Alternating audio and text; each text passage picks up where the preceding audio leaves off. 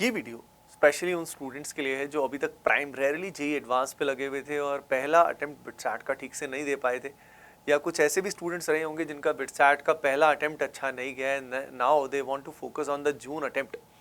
तो देखिए सीधा पॉइंट पे मैं आ जाता हूँ। Let us focus on that and if you want to do really well in the June attempt, तो जो भी पॉइंट बता रहा हूँ उनको सबसे बड़ी बात है अप्लाई करना। सिर्फ सुनने से काम नहीं चलेगा। देखिए इंटेंस फोकस की ज़रूरत है और आप जानते हैं कि बिटसैट में it's all about accuracy and speed.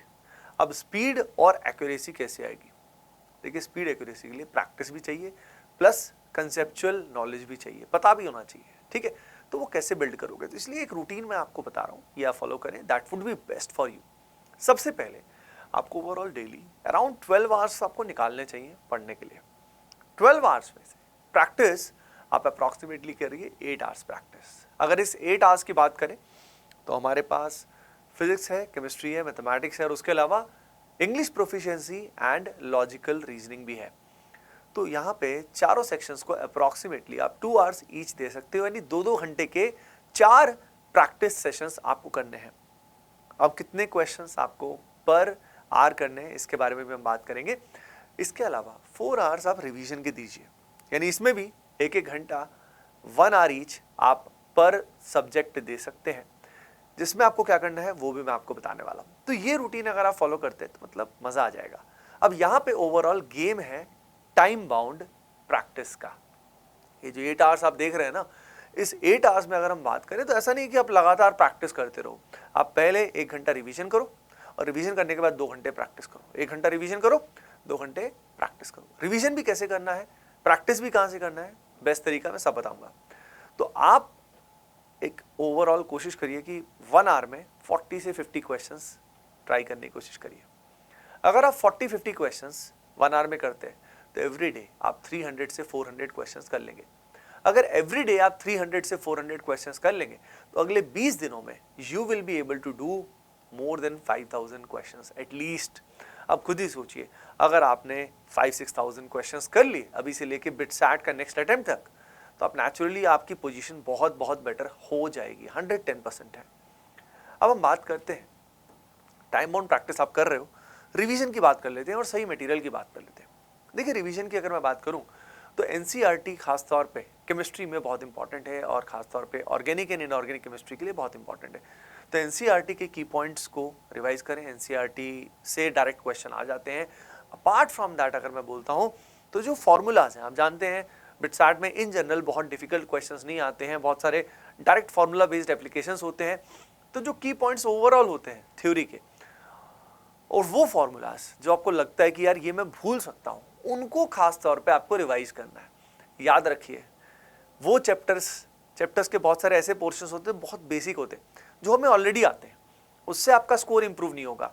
आपका स्कोर उस पर्टिकुलर चैप्टर से या चैप्टर के उस पोर्शन से इंप्रूव होगा जो आपका वीक है, या जो आपका जिससे आप क्वेश्चन नहीं कर पा रहे हैं, या जिससे आप क्वेश्चन गलत कर रहे हैं। तो अपने उन्हीं की फॉर्मूलाज को ध्यान दें, उन्हीं कॉन्सेप्ट्स पे ध्यान दें, उन्हीं की पॉइंट्स पे ध्यान दें जो आप अभी भूल रहे हैं, जो आपके कमजोर हैं। याद रखिए उसी से आपकी रैंक इंप्रूव होगी। अपार्ट फ्रॉम दैट अब बात आ जाती है सही मटेरियल की। देखिए बेटे, ये जो पर्टिकुलर समय है, इस समय में सही मटेरियल होना, सही प्रॉब्लम सॉल्विंग होना, English proficiency and logical reasoning को कवर करना, ये सारे एस्पेक्ट्स बहुत इंपॉर्टेंट है। इसीलिए बच्चों आपके लिए हम लोग लेकर आ चुके हैं बिटसैट क्रैश कोर्स बीसीसी 2.0। ये वन स्टॉप सोल्यूशन है। तो जिस भी बच्चे को 5000 प्लस मोस्ट एक्सपेक्टेड क्वेश्चंस चाहिए, प्रैक्टिस चाहिए, रिवीजन चाहिए, बीसीसी 2.0 का हिस्सा जरूर बने। ये हमारी वेबसाइट है, इस पे जाइए एंड डायरेक्टली इस बैच का हिस्सा बने। इसमें सब कुछ इंक्लूडेड है, इवन मॉक टेस्ट भी आपके इसके अंदर इंक्लूडेड है। बच्चों अब बात करते हैं मॉक टेस्ट की। देखिए एटलीस्ट 5 to 6 मॉक टेस्ट आपको देने हैं, क्योंकि मॉक टेस्ट से ही आपको असेसमेंट होगा कि आप कहाँ पे स्टैंड करते हो। एंड ये जो मॉक टेस्ट हैं, ध्यान दीजिए, they must be highly relevant. ये बहुत ही रेलेवेंट होने चाहिए। और क्योंकि बिटसैट के जो पेपर का डिफिकल्टी लेवल है वो जेईई मेन से काफ़ी डिफरेंट होता है। तो काफ़ी जगह बिटसैट के ऐसे पेपर होते हैं जो जेईई मेन जैसे होते हैं, तो फिर आपको रियल असेसमेंट होगा नहीं कि आप कहाँ पे स्टैंड करते हो। अब ये जो मॉक टेस्ट है इनको ठीक से एनालाइज करो और पेपर अटेम्प्ट करने की स्ट्रैटेजी इंप्रूव करते रहो। देखिए बिटसैट को पेपर को अटेम्प्ट करने का बेस्ट स्ट्रैटेजी ये होता है कि पहले 1 घंटे में English proficiency, logical reasoning and chemistry को किल कर दो। इसके बाद अपने को जाना चाहिए फिजिक्स में एंड देन हमको जाना चाहिए मैथमेटिक्स में। इस तरीके से अगर आप जाओगे तो जो सबसे इजीएस्ट क्वेश्चन है पेपर के वो आपके जरूर सॉल्व हो जाएंगे और एंड में ये नहीं रहेगा कि काश मैं थोड़ा और बेटर कर लेता।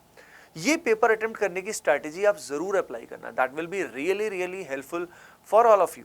और रोज अगर आपने टाइम बाउंड प्रैक्टिस किया, सही मटेरियल यूज किया, अब डाउट आता है कि सर मटेरियल कौन सा यूज करें। तो देखिए, आप में से जो भी बच्चे BCC 2.0 में बिटसैट क्रैश कोर्स में होंगे, आप मेमोरी बेस्ड PYQs के साथ बिटसैट क्रैश कोर्स मटेरियल का यूज करें, that will be more than enough for all of you.